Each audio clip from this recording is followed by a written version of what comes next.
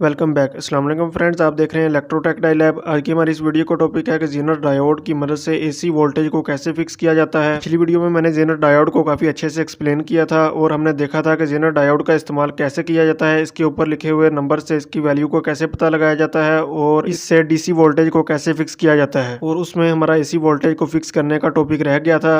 अगर आपने मेरी पहले वाली वीडियो नहीं देखी या आपका जेनर डायोड के मतलब कंसेप्ट क्लियर नहीं है तो पहले मैं आपको रिकमेंड करूंगा कि आप वो वीडियो देखें ताकि आपका जेनर डायोड के मतलब कंसेप्ट क्लियर हो, फिर आपको इसकी ज़्यादा अच्छे से समझ आएगी। उस वीडियो का लिंक मैं डिस्क्रिप्शन में दे दूंगा या आप मेरे चैनल को विजिट करके भी इस वीडियो को देख सकते हैं। तो अब हम आते हैं अपने टॉपिक की तरफ के जेनर डायोड की मदद से एसी वोल्टेज को कैसे फिक्स किया जाता है। तो पहले मैं आपको डायग्राम की मदद से समझाऊंगा और उसके बाद आकर यहाँ पर हम प्रैक्टिकल भी करेंगे। तो जाते हैं पहले स्क्रीन की तरफ। पिछली वीडियो में हमने देखा था कि जेनर डायोड को डीसी वोल्टेज को फिक्स करने के लिए कुछ इस तरीके से कनेक्ट किया जाता था, यानी कि इसको सप्लाई के हमेशा पैरेलल में और रिवर्स बाइस में कनेक्ट किया जाता था। यानी कि कैथोड टर्मिनल यानी कि जो ब्लैक लाइन वाला टर्मिनल है इसको पॉजिटिव वायर की तरफ कनेक्ट किया जाता था और एनोड टर्मिनल को नेगेटिव वायर की तरफ कनेक्ट किया जाता था।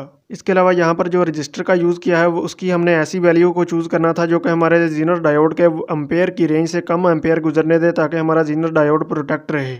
अब ये वर्क कुछ इस तरह करता था कि जिस वक्त हमारे इनपुट पर वोल्टेज जेनर डायोड के वोल्टेज की रेंज यानी कि इसके ब्रेकडाउन वोल्टेज से ज़्यादा हो जाते थे तो ये फौरी तौर पर कंडक्ट करना शुरू कर देता था और हमारे वोल्टेज जेनर डायोड के वोल्टेज की रेंज पर फिक्स रहते थे।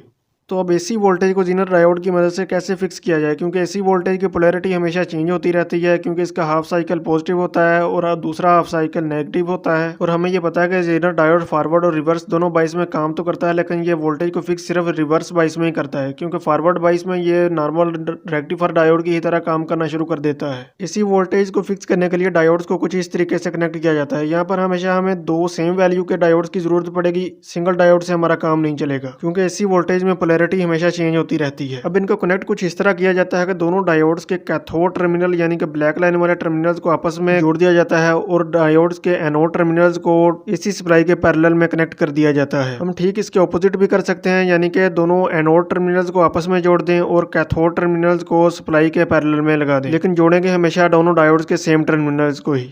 अब जब वर्क कुछ इस तरह करेंगे कि हमने फर्ज करें कि 3 वोल्ट के दो डायोड्स लगाए हैं और इनपुट पर हमारे 3 वोल्ट या 3 वोल्ट से कम की सप्लाई है तो वो हमें आउटपुट पर उतने ही मिल जाएंगे जितने हम इनपुट पर देंगे।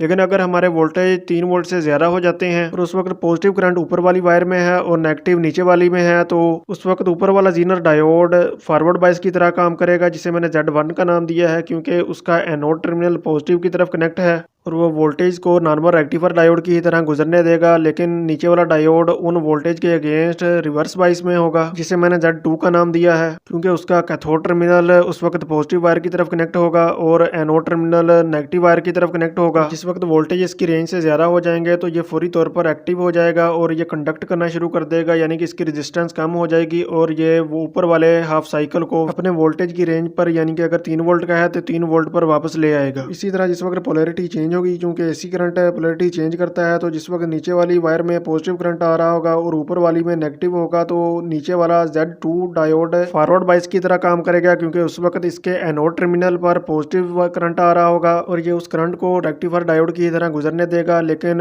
Z1 जो ऊपर वाला डायोड है हमारा वो इन वोल्टेज के अगेंस्ट रिवर्स बाइस में होगा और अगर वोल्टेज इसकी रेंज से ज़्यादा होंगे तो ये फौरी तौर पर कंडक्ट करना शुरू कर देगा और नीचे वाले हाफ साइकिल के वोल्टेज की रेंज को अपनी रेंज पर वापस ले आएगा। तो अब हम यहाँ पर इसका प्रैक्टिकल भी करके देख लेते हैं। प्रैक्टिकल के लिए मैंने डायग्राम की तरह ब्रेड बोर्ड पर वायरिंग की है। अब ये वाली वायरिंग ठीक डीसी वोल्टेज को फिक्स करने वाले डायग्राम की तरह की वायरिंग है, क्योंकि पहले हम इसी वायरिंग यानी कि सिंगल डायोड के ऊपर ही एसी वोल्टेज को अप्लाई करके देखेंगे कि सिंगल डायोड पर एसी वोल्टेज को अप्लाई करने से जेनर डायोड का बिहेवियर किस तरह का होता है। तो पहले मैं डीसी वोल्टेज को भी अप्लाई करके दिखा देता हूँ, बाद में एसी को भी अप्लाई करेंगे।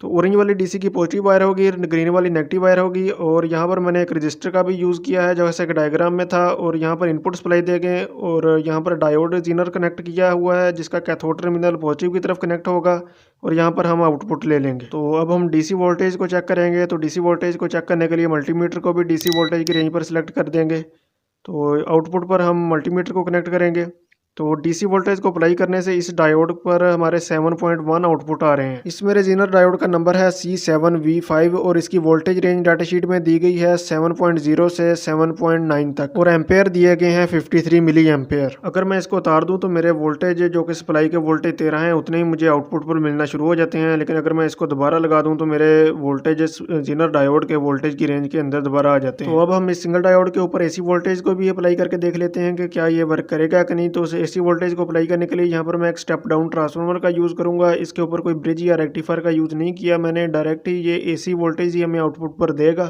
तो अब हम एसी वोल्टेज को चेक करेंगे। तो एसी वोल्टेज को चेक करने के लिए मल्टीमीटर को भी एसी वोल्टेज की रेंज पर ही सिलेक्ट करेंगे। तो अब मैं इनपुट पर डीसी की जगह एसी वोल्ट्स को अप्लाई करूँगा। स्टेप डाउन ट्रांसफार्मर से इस वक्त आउटपुट हमें 18 वोल्ट एसी के मिल रहे हैं। तो अब मैं सेम डायोड लगा रहा हूँ।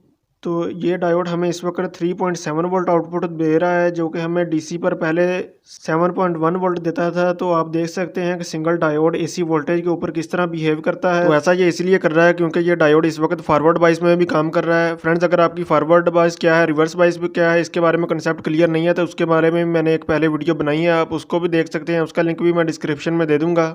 तो फ्रेंड्स, अब हम दो सेम वैल्यूज़ के डायोड्स के कैथोड टर्मिनल्स को आपस में जोड़कर चेक करके देखेंगे, जैसा कि हमने एसी वोल्टेज को फिक्स करने वाले डायग्राम में देखा था। तो फ्रेंड्स, कैथोड टर्मिनल डायोड का हमेशा नेगेटिव टर्मिनल होता है और एनोड टर्मिनल डायोड का पॉजिटिव टर्मिनल होता है। अब हम इन डायोड्स को एसी सप्लाई के पैरेलल में कनेक्ट करेंगे। एसी सप्लाई में पैरेलल में कनेक्ट करने से 7.4 वोल्ट हमें आउटपुट पर दे रहा है। अब हमें पहले की तरह इररेलेवेंट रिजल्ट नहीं मिल रहा क्योंकि हमारे इस वक्त वोल्टेज जेनर डायोड के वोल्टेज की रेंज के अंदर है और जेनर डायोड के वोल्टेज की रेंज 7 से लेकर 7.9 है। तो अब यहाँ पर अगर मेरे वोल्टेज कम ज्यादा भी होते रहे तो मेरे वोल्टेज जेनर डायोड के वोल्टेज की रेंज के अंदर ही रहेंगे, क्योंकि जेनर डायोड उन वोल्टेज को फिक्स रखेगा। तो अब हम इसी के ऊपर कोई और वैल्यू का जेनर डायोड अप्लाई करके देखते हैं। इन मेरे दो डायोड्स का नंबर है C3V0 और डाटा शीट में इनकी वोल्टेज रेंज दी गई है 2.8 से 3.2 तक और एम्पेयर है 125 मिली एम्पेयर। अब हम इन डायोड्स को पहले वाले डायोड्स की जगह रिप्लेस कर देते हैं। तो इनको रिप्लेस करने के बाद हमारे वोल्टेज हैं वो 3.2 हैं और ये वोल्टेज इन दो जेनर डायोड्स की वोल्टेज की रेंज के अंदर है। क्योंकि इन मेरे दो जेनर डायोड्स की वोल्टेज की ब्रेकडाउन रेंज पहले वाले दो जेनर डायोड से कम है, तो इसीलिए इनका आउटपुट भी पहले वाले जो जेनर डायोड से कम आ रहा है। तो फ्रेंड्स, ऐसा मैंने आपको बताया था कि दोनों डायोड्स के एनोड टर्मिनल्स को भी आपस में कनेक्ट करके एसी वोल्टेज को फिक्स किया जा सकता है। तो इसी तरह मैंने इनको भी आपस में कनेक्ट कर दिया है। तो इनको भी सप्लाई के पैरेलल में कनेक्ट करने के बाद इनका भी रिजल्ट सेम ही मिल रहा है, 3.2 वोल्ट मिल रहा है हमें। तो इस तरीके से हम एसी वोल्टेज को भी जेनर डायोड्स की मदद से फिक्स कर सकते हैं। उम्मीद है कि आपको इसकी अच्छे से समझ आ गई होगी, लेकिन अगर आपका इसके रिलेटेड कोई क्वेश्चन हुआ तो आप कमेंट करके पूछ सकते हैं। अब हमारी नेक्स्ट वीडियो ट्रांजिस्टर्स और मोस्फेट के मतलब होंगी, उनको भी हम इसी तरह प्रैक्टिकली समझेंगे कि वो किस तरह वर्क करते हैं। तो फ्रेंड्स, अगर वीडियो अच्छी लगती है तो वीडियो को लाइक कर दिया करें। आपके लाइक करने से हमें बहुत मोटिवेशन मिलती है और जो इस रिलेटेड सीखने का शौक रखते हैं उनके साथ आप वीडियो को शेयर भी कर सकते हैं और चैनल को सब्सक्राइब करें। अब के लिए इतना ही, मिलेंगे नेक्स्ट वीडियो में। Thanks for watching. अल्लाह हाफिज़।